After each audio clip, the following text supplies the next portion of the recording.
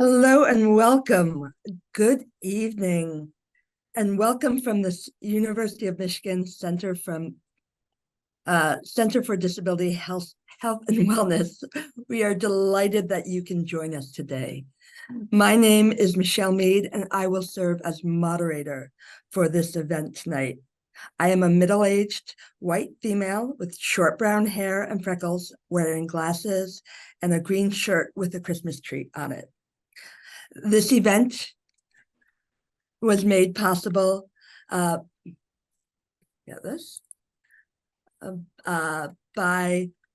the Michigan Spinal Cord Injury Model Systems, and its funding by the Administration on Community Living and the National Institute of Disability Disability Independent Living and Rehabilitation Research. The Michigan Spinal Cord Injury Model Systems is a collaboration between Michigan Medicine's Department of Physical Medicine and Rehabilitation and Mary Free Bed Rehabilitation Hospital. This webinar is also supported by the many CDHW crowdfund donors, as well as from donations from the Michigan Department of Paralyzed Veterans. This webinar is being recorded and the video will be available in the next couple of weeks. At the end, you will be reminded to provide feedback about the webinar when you receive the survey in a follow-up email.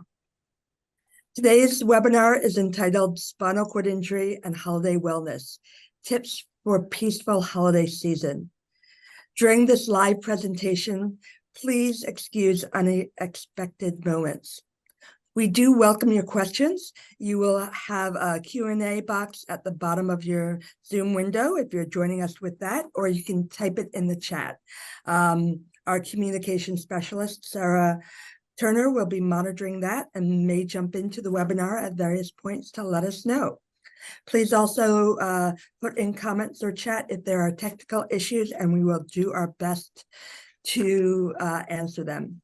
Finally, if you are posting on social media about what you learn here, or if you want to share this presentation as it is presented live, please tag us and use the hashtags that will appear in the chat or in on the Facebook Live event. Now, I am delighted to introduce our speakers and then allow them to introduce themselves. We'll be starting with Alanna Giordano. She is an occupational therapist from Michigan from the Mary Free Bed Rehabilitation Hospital. Dr. Carrie Pilarski is an assistant professor and rehabilitation psychologist in the Department of Physical Medicine and Rehabilitation at Michigan Medicine. And Michael Harris is the Government Relations Director and Michigan Medicine, or from the Michigan Paralyzed Veterans of America. And with that, I am going to stop sharing and just go to the panelists. So let's start with Alanna. Can you introduce yourself? Good evening, everyone. My name is Alanna Giordano. I've been an OT for about 8 years, practicing all over the nation. Most of my time spent in Michigan, specializing for several years with individuals with spinal cord injury. And now I'm specifically working in wheelchair seating at Mary Free Bed Hospital in Grand Rapids. Fantastic. Dr. Pilarski? Hi, I'm Carrie Pilarski. I use she, her pronouns. I'm a rehabilitation psychologist, and just to give you a visual description, I'm a middle-aged Caucasian woman with a blue and green sweater with some rhinestones on the neck, kind of festive. I'm sitting in my office at the hospital, so there's bookshelf and plaques and stuff behind me.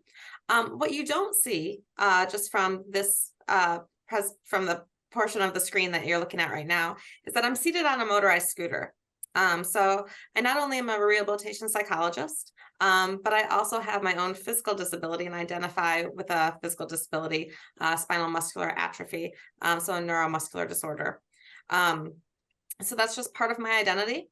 And my professional roles kind of go along with that personal identity as well. As I said, I'm a rehabilitation psychologist at Michigan Medicine, and I do that both on our 2 inpatient rehab services at the main hospital in Ann Arbor and at our inpatient rehab facility at the Chelsea Hospital, and then through outpatient intervention services at the Brighton Center for Specialty Care. So my work involves kind of seeing people along the whole continuum of their course of working and experiencing disability, and providing psychotherapy support. And then one last kind of area of roles that I have is that I also serve on the executive board at the Disability Network.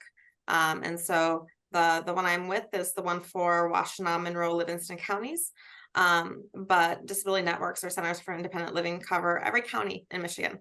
So just wanted to recognize that role as well. Wonderful. Well, I'm delighted you were able to make it tonight, and I'm sure that the information you will provide will be in all of the areas we discuss. And Mr. Michael Harris. Michael? All right. Thank you, Michelle. Good evening, everyone. Yeah, my name is Michael Harris. I work with the Michigan Paralyzed Veterans of America. We're out, our state headquarters is in Plymouth, Michigan. We've been around since 1961. Our members are all veterans with a service or non-service related spinal cord injury, and or disease such as MS or ALS. Most of our members who have a non-service related disability were hurt in auto accidents, so we benefited from Michigan no fault, the provisions within that. When my injury happened in 1986, I was spinal cord injured in an auto accident. I was in the back seat, car flipped over on us. I was medevac to U of M by helicopter. I was in probably the ER for a couple hours when he told me I would never walk again. So imagine hearing those words for the first time. I was totally shocked and devastated. It took me a while to accept reality that that's how my life was going to be. I started working for the Paralyzed Veterans of America, the Michigan chapter, in 95, or I should say 96. I was first introduced to it in 95.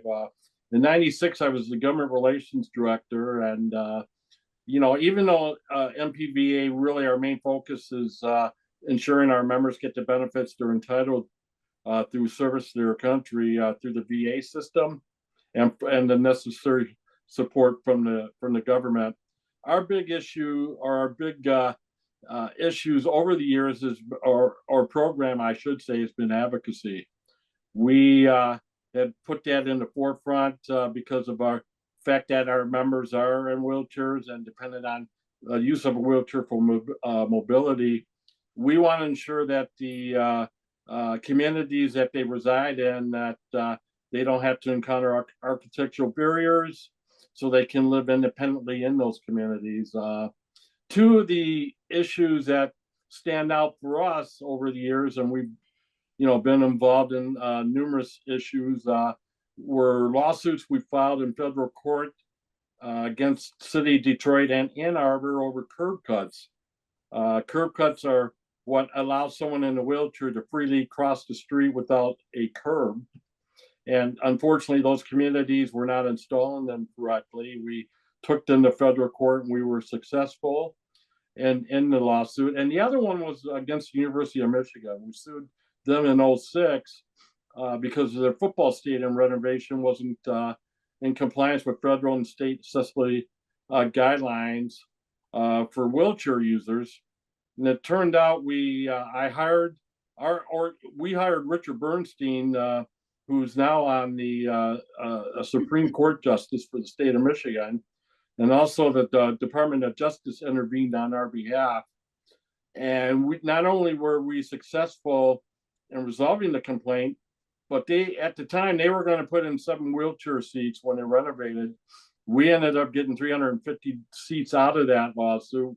So if you go to the stadium, row 54 and row 72 are all wheelchair seats. And we did this not only for our members, but really for the students that were going to the university at the time, because when these wheelchair users sat or attended games, they couldn't sit with the student body because there were no wheelchair locations. So they ended up having to sit behind the end zone. So when I look back at the experience, it was a positive experience. And really, at the end of the day, it was a win-win for U of M also. They actually came up and admitted the fact after our lawsuit that they apologized that they didn't do it really on their own, that it took a lawsuit for them to do what they were required to do. So in a nutshell, that's really what we do, you know, but there's so many other things that I'm not, because of time restraints, can't really discuss, but we're there for not only disabled vets, but for the disability community as a whole. So. And you've clearly been at the table and working to promote accessibility, to enhance independent living, and to make lives easier. So thank you, Michael. Yeah, thank you. So with this, I want to just start then. Tonight, what we'll be talking about is tips for holiday wellness. We'll go through 3 key areas, some of the practical advice for handling the holidays, getting in and out of the houses, thinking about travel, transportation and such, managing your health during this holiday season, and then dealing with some of the emotional and psychological issues that come up. I think we'll start with the practical. And so whoever on the committee wants to chime in, you all have experience and a lot to add in this area. Let's start with, what do the holidays mean to you with regard to practical decision making and things that you think of? Do you want me to start? Yes, that will be great. I will. I always find when I go to events, if I'm the first, usually others will participate, you know, that gets the ball rolling.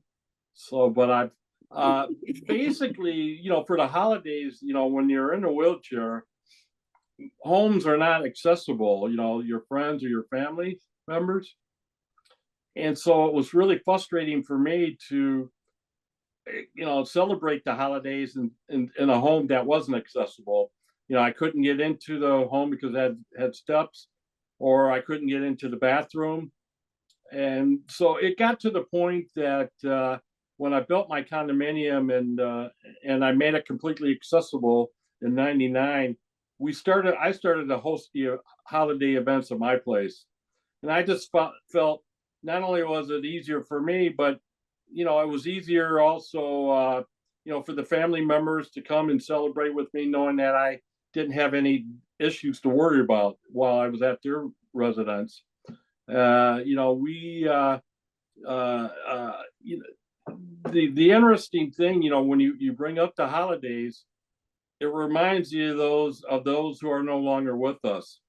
You know, you know, my parents passed away within the last few years, and then 2 sisters passed away. I had a sister that died in January of 2022, about 2 weeks after we had just celebrated Christmas, and our last group photo together was us standing in front of the Christmas tree. And then 2 weeks later, she was no longer with us. And so, you know, when you celebrate Christmas or the holidays, it reminds you that the people, your loved ones, your friends, it really you know, reinforces the fact that they're no longer with us, you know, to celebrate the holidays. That I seem to notice it more then. That, you know, probably the other 2 days is Mother and Father's Day, you know, that they're not with us. And so the holidays really are not just a day. It's not just a single celebration. Well, it's a celebration of what's happening currently and in the past. And so there's a lot associated with them in terms of expectations, in terms of friends, family, a lot of hopes, a lot of memories, a lot of traditions. Carrie or Alanna, what have you found or talked about with regard to some of the practicalities as related to the holidays, be it Thanksgiving, Christmas, Hanukkah, New Year? Yeah, thank you, Michelle, and thank you, Michael, for bringing up kind of such a broad perspective on everything. I really do like. I feel like sometimes tackling the holidays is as overwhelming as the holidays themselves. So I kind of like the way of just kind of thinking about what are practical aspects, what are the social components of what a person has to deal with, and the emotional piece of it. So I know we're trying to cover all of that today. Practically, I think, and we're talking about primarily physical disability and accessibility, since we're talking about spinal cord injury. That's not always the only disabilities that we need to think about, but how to get to someplace, or how to manage if you're having people over and making sure that you're meeting everyone's needs. Really getting in and out, and bathrooms are probably like the biggest thing that are just the most frustrating things to deal with. One of the things that, as we've all been kind of planning and talking about some of these things that came to mind was just that, so many places, personal residences are not accessible. And so it is hard. You can invite everyone over to your own place if that works, but that means maybe a lot more on that person. But sometimes, people want to try to figure out how to make things work. And so trying to help communicate what your needs are, trying to communicate, the solutions, because, people may try to come up with solutions for you.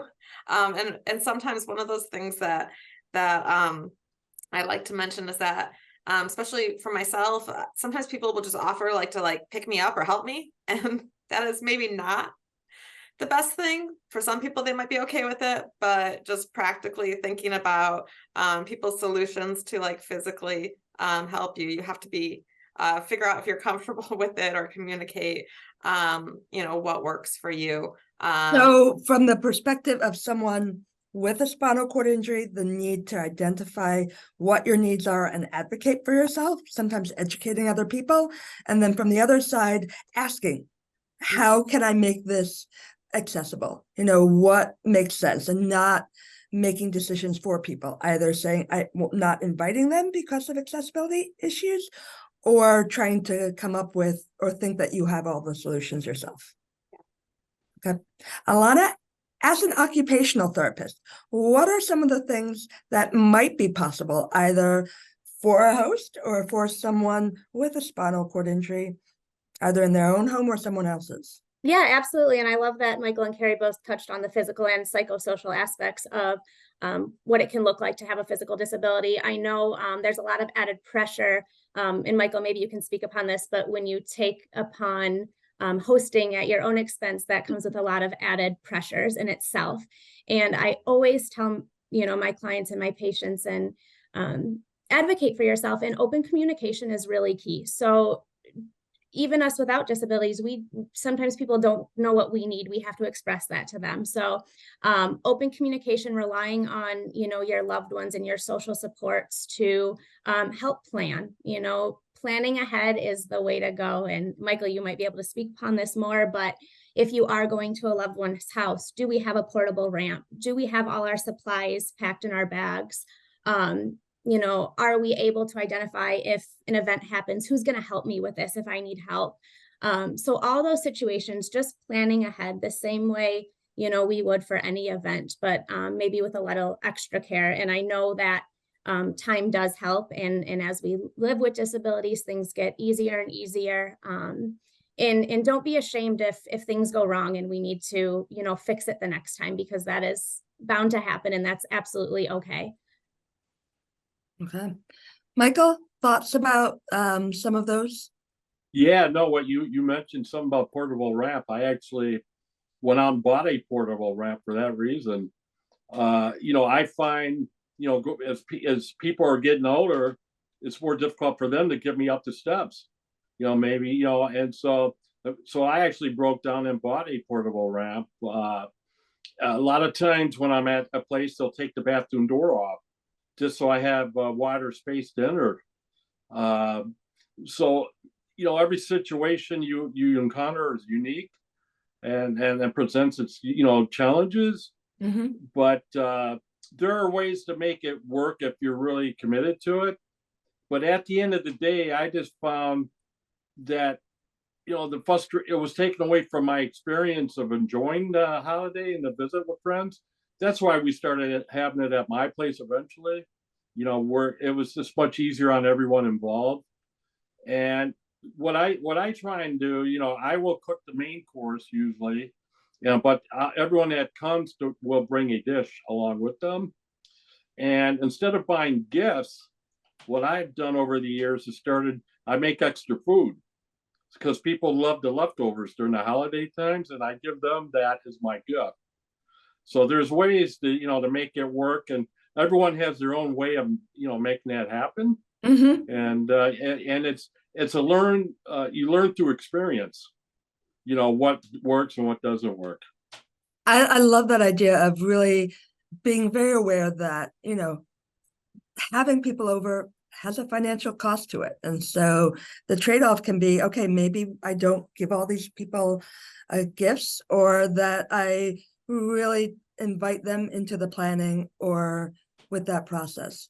How do you handle the guest list? Like, do you only allow folks that you invite to come, or can they bring a family member or a caregiver or such? Yeah, usually you try to keep it, immediate family. I don't invite all, my friends. We might do something separate from those days. Okay. But for Christmas and Thanksgiving, Easter, it's usually the immediate family, because there's only so much room in a home. You know what I'm saying? And so I always find we have, like, we're at MPVA, we'll have a staff party where we'll go out to lunch or dinner, as a group. We bring our loved ones there too. And it's not only a way to wish them a happy holidays, but for me, it's a way of thanking them for a job well done. Okay. So everyone, depending on what your situation is like, what your commitments are, you'll deviate to really work around what you're committed, doing on a daily basis.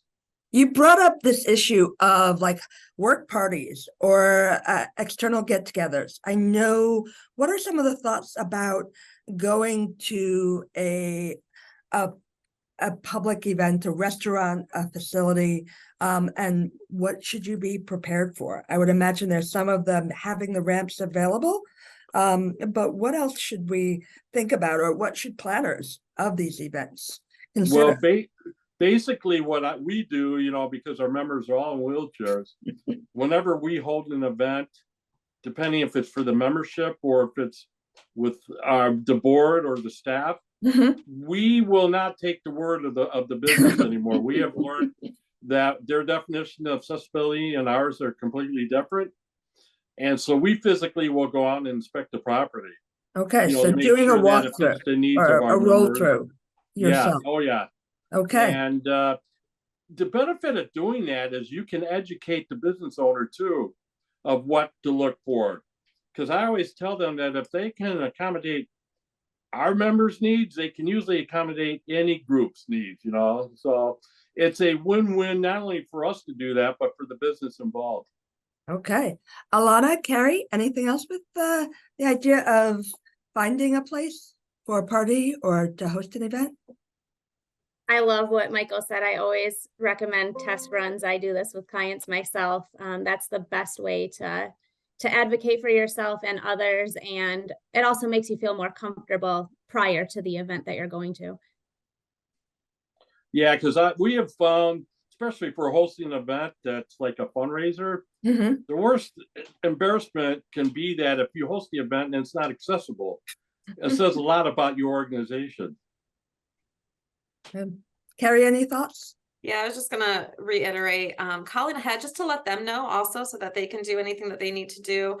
Calling ahead to ask whatever questions and very possibly going and checking it out ahead of time as well. But just not assuming, because every group has different needs, and kind of basic requirements may not meet everyone's needs. So really just making sure to inform them, to ask your questions, and to check things out ahead of time.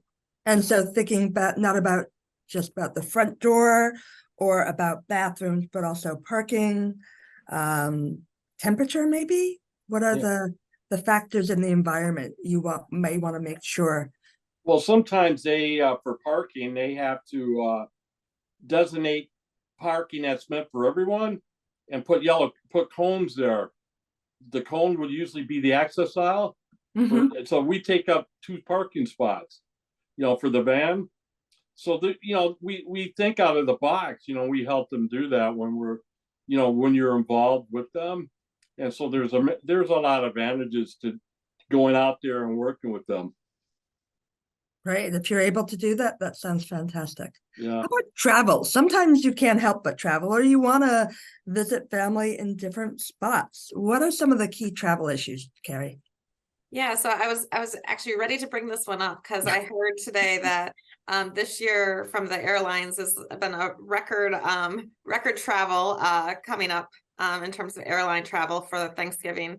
And not only if a person has to have a long road trip to get to where you're going, or you're flying, or any other means, sometimes even I think it's more common now even for families to sometimes do some holiday destination type of holiday events. And so lots to think about when it comes to traveling, just the amount of time a person might be sitting in a vehicle or on a plane. If you're dealing with public transportation, making sure to call and know the process, communicate what you need to do. And then depending on where you go, if you need transportation to get around locally, having to plan ahead and figure that out. And then just those locations have to be checked out just as you would any local place that you might host something. If you're going to someplace farther, you have to make sure to set up all those things too. Alanna?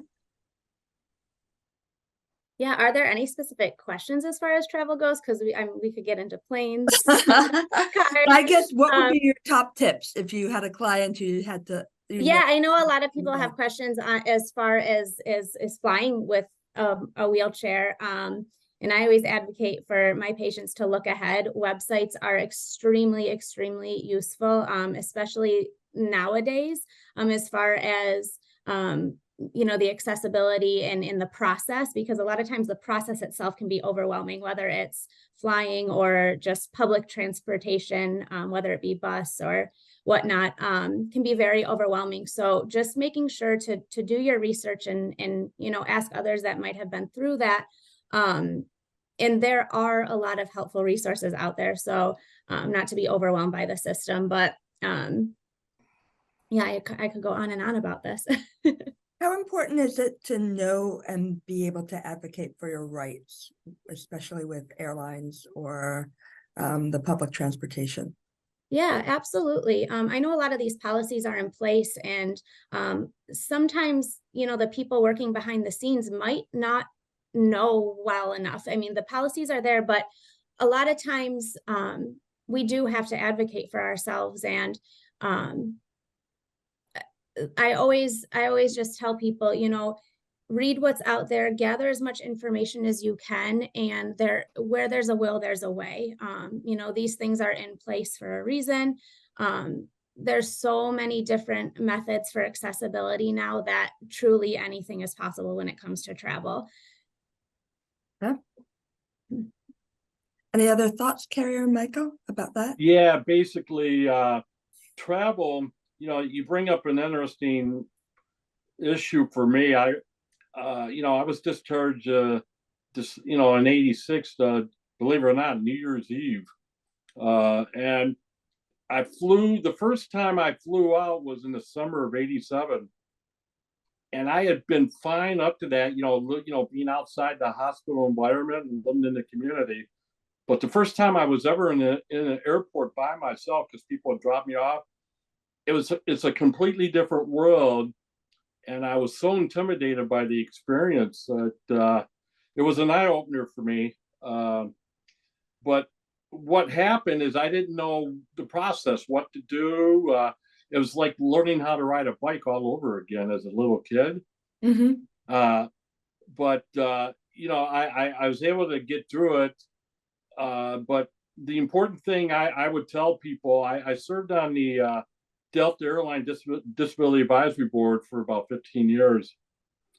And there's a civil rights law called the Air Carrier Access Act. It's like the Americans with Disabilities Act. And it's a Bill of Rights for travelers with disabilities. And I would learn those rights if you've never traveled before. So if there's a disagreement at the airport on how you're being treated, you can request to see a CRO, which is a complaint resolution official.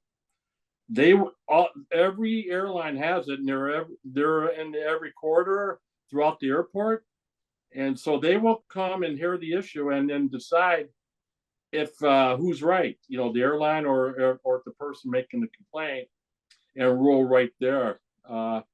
So it's important that people know their rights.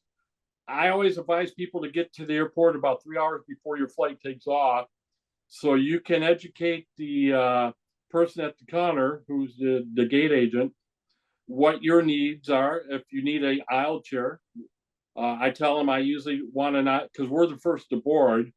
So I always find out when the boarding process is going to take place, so I can go to the bathroom. Because once you're sitting in your seat, it's very difficult to get up until the flight lands to go to the bathroom again. And so these were all learned,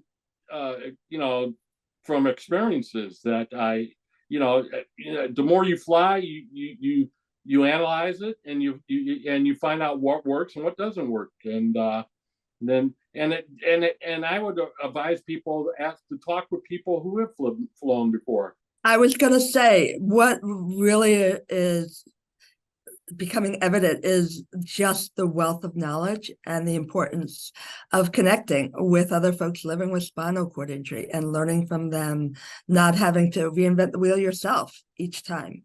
Right. And I think it's both with regard to some of the practical stuff as well as the emotional stuff.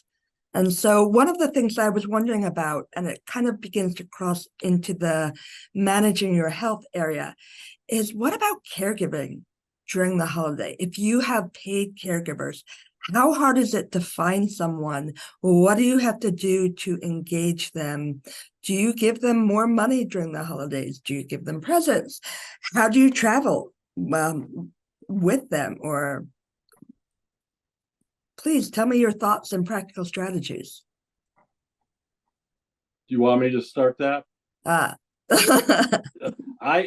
be happy to. Basically, caregivers, really caregivers, people that work on your wheelchair, or you get your medical supplies, your nurses, your doctors, your OTs, PTs that you see, that I've seen in the 37 years that I've been in a wheelchair. They're almost like your extended family. They because you've seen them so many times, and your life would be different without them. And so you appreciate that. But when it comes to giving gifts, I usually will only give it to like visiting nurses that come all the time, or stuff like that. I try to limit, but I'm always thanking people for their job and for what they do for me. Because we always live in a world where people assume they know, but they don't know. You have to reinforce that and let them know that what they do, it does make a difference, and that your quality of life has been greatly enhanced because of that. Oh, nice. How about some of the practicalities about just scheduling someone to come on a holiday? Any thoughts? Well, one of the, I serve on an area on aging board for Wayne County. And sometimes, we take this issue for granted, but I found out, we do the Meals on Wheels program, where on the holidays, they don't deliver Meals on Wheels, so they ask for volunteers. Found out they give out 5,000 meals on Thanksgiving and Christmas. And that number, you could probably times that number by 10. So those are a number of people that live alone. And you take that, you really take that for granted until you hear a number like that. You wonder what they go through, how their life has been impacted. And, we're living longer, and eventually we're going to outlive either our siblings or our friends. So, eventually we're all going to know someone that falls into that category. And I think it's important that you at least communicate with those people and make sure they're all right, and that you're there for them if they need something. Okay, so maybe from the other side, the family side, the friend side, saying, is this practical support that I could provide you? Can I help you get someplace, make sure you have food, help you get into bed if you need to, or up and involved? If it's hard to find a caregiver for those days. What are other health issues that we want to think about? I know, while many of the COVID mandates have been repealed, that the level of COVID and other infections are definitely rising. What are some thoughts about handling the situation, especially if you have reduced immune functioning?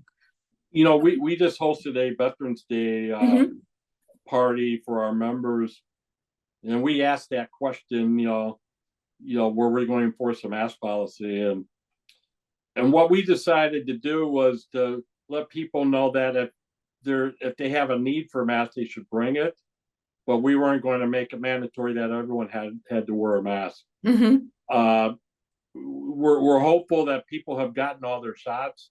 Our members should be getting them because our immune system's not what it used to be, so it's important that we get the shots. But when it comes to the health, a lot of times we let the person decide what their needs are instead of telling them what they should be doing.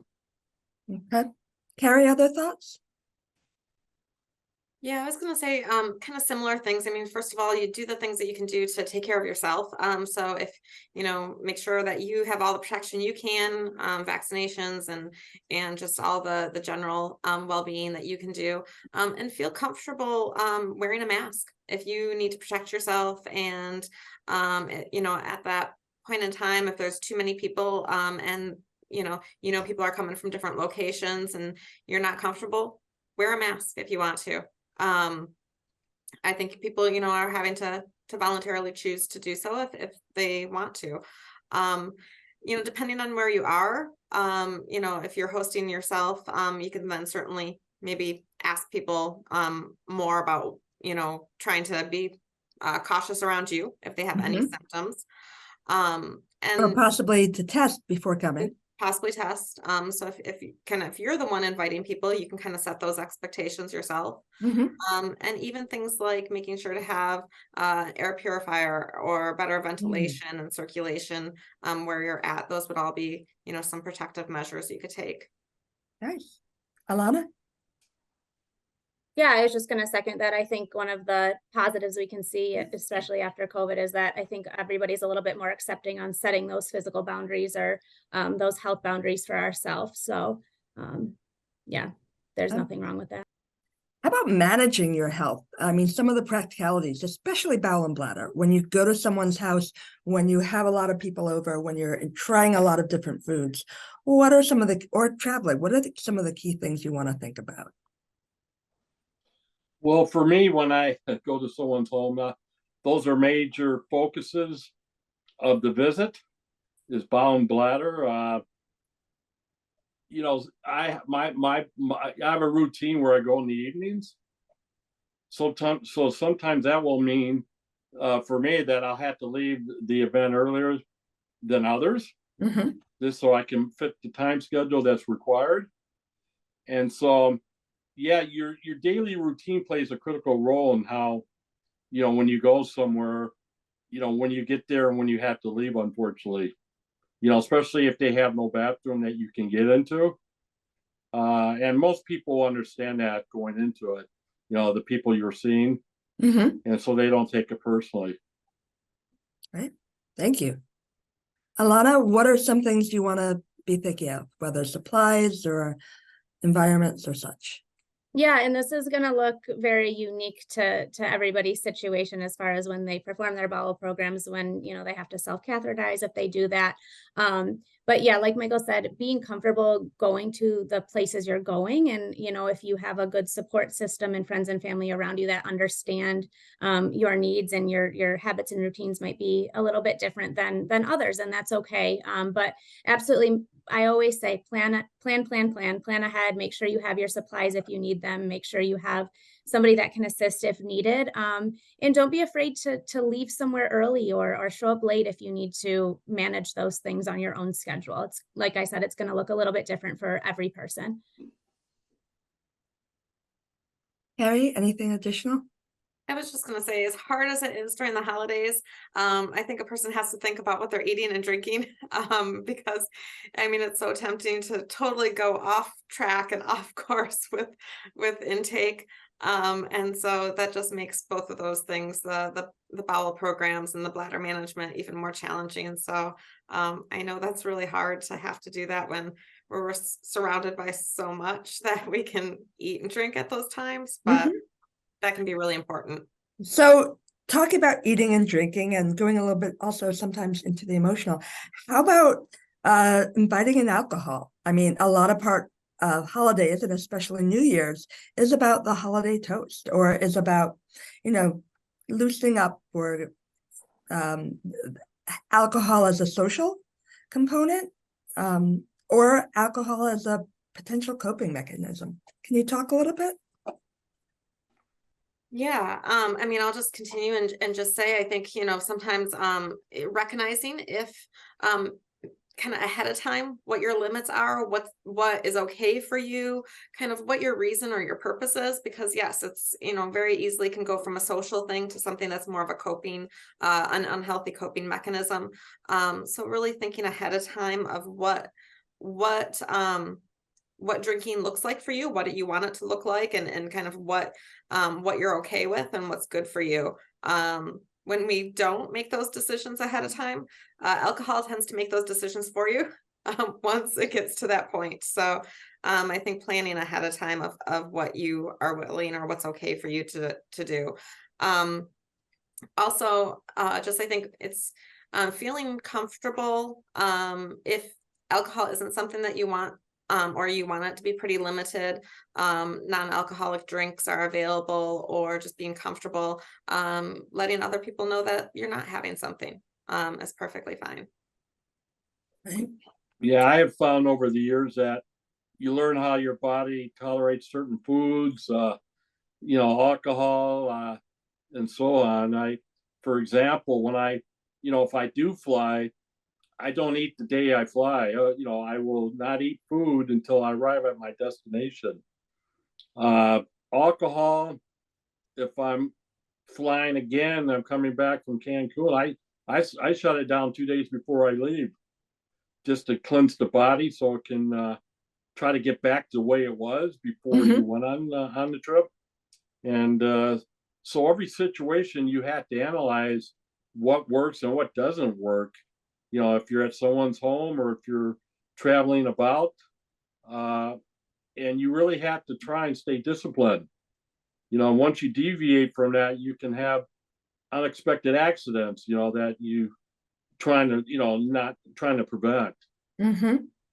Now, one of the things with the holidays is you see people, you often see people that you're not with every day. And even though they may know you have a spinal cord injury or have heard the story, suddenly they don't really know what they means, or they want to hear everything again. There's a lot more questions, a lot less understanding, and even people who you may expect to understand may not get it or may not remember at that time. What would be your recommendation for what to share, or how much to tell people, or how much to educate, advocate, and such? Well, I found with my injury that, when I was first injured, you were kind of shy because you're trying to get comfortable in your new environment, sitting in a wheelchair.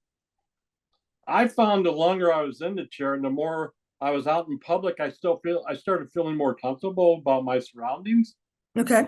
And I've learned that I try to make, because I remember how I was before my injury, and you didn't feel comfortable going up and talking to someone because you didn't want to say the wrong things.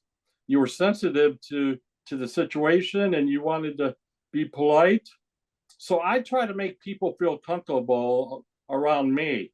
I will start the conversation usually, and after a while, people you know, I've always seen it as a compliment when people tell me that they don't notice the wheelchair anymore. And that's because they see me, the person, Mhm. and not the disability. So I always try to make them feel comfortable around me. And I find that you get better dialogue. I want them to be able to make jokes, you know, on my behalf. You know, like some people say, if you don't shut up, I'm going to let the air out of your tire. You know, stuff like that. You know, it's just, and that's a PG joke. I've got others that I can't communicate here, but yeah. So yeah, I feel, you know, trying to, you know, set the tone, and everyone's going to be different. You're going to develop over time as you're in you know, in a wheelchair or have a disability, and people will feed off that. Mm-hmm. Great. Carrie, other thoughts? Yeah, I was just gonna like kind of build right off what you said, because I think it depends on first figuring out where you're at with it and how comfortable you are, because people are gonna look to you to know what's okay. And if you're still not sure or trying to figure that out, that's gonna be really hard. You know, if you're the one who can make a joke, then they realize they can joke. If you are the one who kind of lets them know that you're okay, then they're gonna realize you're okay. Otherwise, I think people will right away say, oh no, I'm so sorry. They'll right away feel really bad. So if you want a response to kind of let them know, this is just the way I need to do things, it's different, then you just want to be prepared with that. So I often tell people to practice some responses, because otherwise you will be thinking about it for a long time after an interaction of how you wished you would have responded. So come up with a handful of responses for people who maybe haven't seen you. You want to give them a quick update.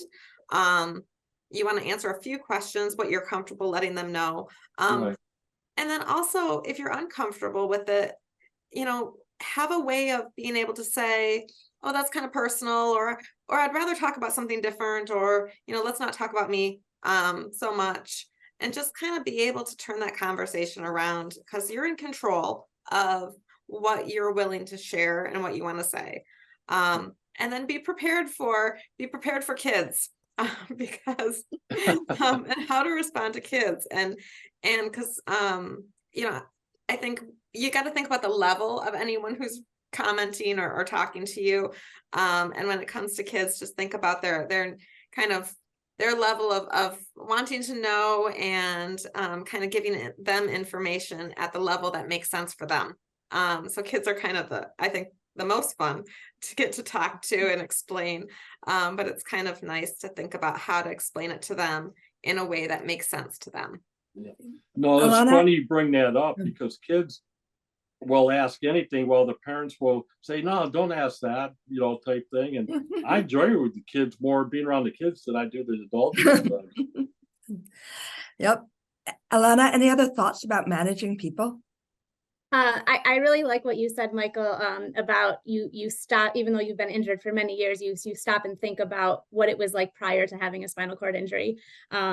I've never worked with somebody who is, you know, several years post that says that they don't appreciate when somebody asks them, you know, what they can do, or if they need help, prior to just jumping in and helping. So a lot of times somebody will see somebody disabled or in a wheelchair, and they immediately want to help and overhelp. And I don't know, that I hear a lot of times that makes people feel undervalued and like they're not able. But, you know, when you start to talk about it and you're confident in your abilities, people start to see your abilities versus your disabilities. And I think I appreciated that you said that, is having that perspective, you know, that helps them see you in a chair, but it also helps you remember what it was like to not be in one and see somebody in a wheelchair. So no, I agree. And you know, my pet peeve that drives me nuts with people in chairs is when you're getting into your car and someone asks, can I help you? Do you need help? Some people take offense to that. And I try to tell them, if you don't need help, be polite, because there's someone that needs that help. And you're going to discourage them from asking. So, you know, like, can I open the door for you? You know, or to get into the store. I will usually slow down so someone can ask me that question, so they can open the door. I have no shame, you know. So the holidays can be exhausting. for anyone. There's so much to do. There's a lot of expectations on us. How do we be gentle with ourselves? What type of self-work do we need to do? Carrie? Yeah, so two things I want to mention. One is pacing, and just kind of making decisions about what you can and can't do. That is so important. I know we were going to provide one of the resources about the spoon theory, which is kind of a learning about how you can make decisions for yourself, and knowing that there's maybe a limited amount of what you can do. And I have two examples. I think I realized several years ago that I have like 3 good transfers in me. So if I'm going to go shopping, like pick 3 places, because usually like in my mind, I think I'm going to like 7 different stores. And I realized like on any given like outing, I'm going to 3. And just like, that was big. Another one about pacing is, my own example is that I just absolutely love to like wrap these most beautiful gifts for my family members with all kinds of decorations, and it takes so much time. And I might not have had a ton of time to do that. And so if the days leading up to the get together mean I'm staying up and I'm standing and I'm reaching and I'm tired out, that will then mean I might not get to enjoy the very thing I'm wanting to go enjoy. So that might mean a decision of saying, I got to make a choice about what I can or can't do. So that might mean throwing things in gift bags, even though they don't all have their individual beautiful bows and stuff on them, because the real thing is to get to see everyone open their gifts and not be so tired out. So prioritizing and really knowing that you're making choices, whether you're doing consciously or not. Yeah. And if you're trying to do maybe 3 big events in a row, you're not going to be able to enjoy it, versus the idea of spacing it out, doing some after the holiday, some before, some on the holiday. And when we refuse to recognize that there probably is a limited amount of energy or things that we can do, and we're not willing to, we try to do everything, then you find out that you will end up not getting to do certain things you want to do. So it's important to kind of recognize that. And then, so the pacing was one big thing that I wanted to mention. And then a second thing that we're going to provide some resources on was taking that time out to do some relaxation, some mindfulness, some meditation. And so a ton of good resources about how to use some good coping strategies of just, and they can be brief. They can be just a couple minute time out to take a couple good breaths and refocus when you can't get your thoughts straight. And so just using some of those resources, because it is a busy, hectic time of year. How about if you are experiencing grief or depression, as Michael mentioned at the start of this? What would be your thoughts? Yeah, so I just was looking up some resources, and I think 1/3 of people, have experiences over the holidays where grief is kind of grief is a big issue for them, and they're missing people, loved ones, and it makes holidays really difficult. So, a couple strategies is to take care of yourself, express yourself, let your loved ones know, let other people who are supportive of you know that you're missing somebody, share that, maybe even figure out a way to honor the person that you're missing during those times. Right. Thank you. I know we're about coming to the end. Sarah, has there been any questions that have come up on Facebook? We have no questions at this time. Okay. Well, then I wanted to ask each of you to say if there's any final thoughts you have before we end. Any additional tips you want to mention? Any, best practices? Any things that you found or that your patients have found particularly helpful? Alanna, let's start with you. Yeah, I would just like to say, the holidays can be such a busy time, and really taking time to focus on the calm of the holidays and the peacefulness that it needs to bring. We get so overwhelmed in the chaos and what needs to be done, and just really taking time to focus on yourself and in the calm of the season, because that really is also what it's about. Yeah. Michael? Yeah, basically is, I've said I've been in a chair for 37 years. I'm 66 now. I used to look, I was very independent in my younger days. I used to cook the meals and, put up the tree and the Christmas decorations. But as I gotten older, I'm not afraid to ask for help anymore. It's just becoming a little more difficult. I find after doing a lot of things, I'm more tired than I used to be. And so my recommendation is let everyone be involved in the process. Because in a way, when you ask, they enjoy it just as much as you do, and so, but you just have to be willing to ask. Right. Thank you. And Carrie? Yeah, I was just gonna say, give yourself permission to know that things can look a little different. Holidays and traditions are really important. They serve an important purpose for people, but we can kind of meet that purpose and need, even if it isn't exactly the way that we think it's supposed to be. So some of those social expectations, or those expectations we hold for ourselves, be willing to say they don't have to be exact, or they don't have to be perfect, and so kind of let up on that pressure, and you still get to the purpose or the most meaningful part of it. Wonderful. Well, thank you all very much. Once again, these have been today's speakers. Some of the resources that are available and out there include apps to help with the relaxation, tips for coping with the holidays, both with or without a disability, and the stress it can provide, and information about the spoon theory that Dr. Carrie Pilarski talked about. We want to let you know about the upcoming webinars and events through the Center for Disability Health and Wellness, including our discussion about disability justice and going beyond awareness that will happen the day after Martin Luther King Day in January. Finally, we want to wish you a very happy holiday season, whatever you may celebrate. May you find the time to relax and really, hopefully, experience peace this holiday season. Thank you all very much.